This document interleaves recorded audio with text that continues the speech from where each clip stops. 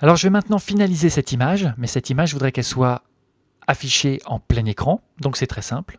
J'appuie sur le bouton vert qui est ici. L'image est en plein écran et vous voyez que j'ai mes outils qui sont flottants. Dès que je passe dessus avec ma souris, eh bien, il bascule.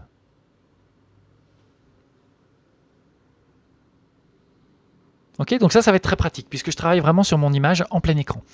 Premier travail que je vais faire, je vais coloriser, donner un petit côté sépia à mon image. Je retourne donc dans mon noir et blanc.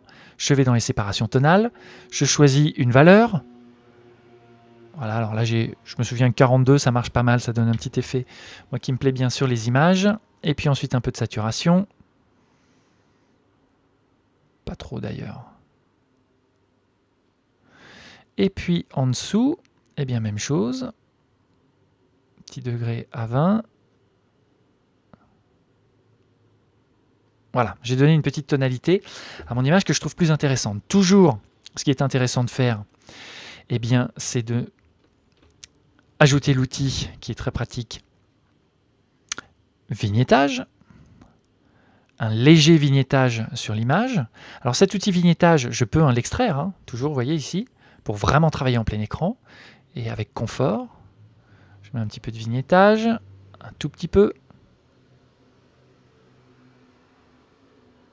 Voilà, c'est un cadrage ellipse, cadrage circulaire est plutôt plus adapté.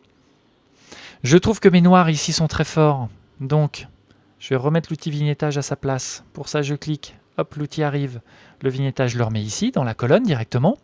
Je vais aller dans les IK, High Dynamic Range et enlever un petit peu de noir. Alors, il va peut-être falloir que j'utilise en fait... Alors attention, ouais, je suis bien sur la couche, vous vous souvenez, je suis sur la couche globale. Ici, c'est la couche d'en haut. Ben, je vais plutôt retourner justement sur mon fond et mettre... Voilà, c'est là-dessus que je vais enlever un petit peu d'ombre.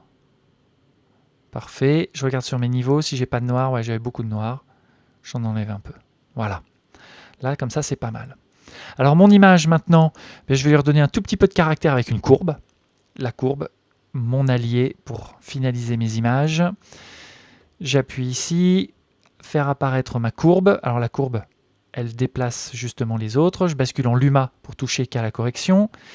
Je prends mon outil courbe que je sors. Voilà, là j'ai une belle densité ici, je vois bien mes valeurs. Les valeurs médianes qui sont là, je vais les densifier pour redonner du caractère, mais sans trop toucher justement à mes noirs. Les noirs, j'ai pas envie de les contraster trop. Voilà, j'hésite pas, j'ai un fichier qui encaisse, j'hésite pas. Voilà, ça c'est bien. Toujours le avant-après avec ma courbe. Ouais, parfait. Je reclique ici. Vous voyez comment je fais, je mets mon outil à mi-course. Je clique là et l'outil, ensuite, je l'envoie à cet endroit. Je rebascule sur mon image en général. Je vois que, quand même, la zone qui est intéressante, c'est ça. Je vais donc mettre un grand dégradé ici pour assombrir un petit peu le bas de mon image. Je retourne ici. Je vais dans mes calques. Je crée un nouveau calque vierge. J'utilise l'outil dégradé. Je crée un dégradé, donc le point de départ de mon dégradé, il sera ici. Voilà. Et cette zone, eh bien, je vais donc la sous-exposer un petit peu. Pas trop. Voilà, ça je trouve ça pas mal. Ok. Le travail pour être finalisé, eh ben, rien de mieux qu'un petit peu de grain sur mon image pour lui donner un peu plus de caractère. Attention, cette image, je vais l'utiliser comme ça en plein écran, donc je vais trouver un grain cohérent pour que la taille d'affichage corresponde, que le grain soit visible et que ce soit cohérent avec le détail de mon image. Je vais y aller vraiment en douceur. Grain argentique, il est là. Je vais prendre un grain riche en sel d'argent, pas trop gros. Je rajoute un peu de grain. Voilà, vous voyez que de la matière apparaît dans mon ciel. C'est surtout ça que je cherche à faire. Voilà, un petit peu plus petit, un impact, la granularité donc pas trop grosse, plutôt pas mal ici. Voilà, ce grain il redonne un petit peu de matière dans mon ciel. Eh ben je suis pas mal. Voilà, donc cette image, j'ai plus qu'à l'exporter. Pour rebasculer avec tous mes outils, j'emmène ma souris dans le haut, ici.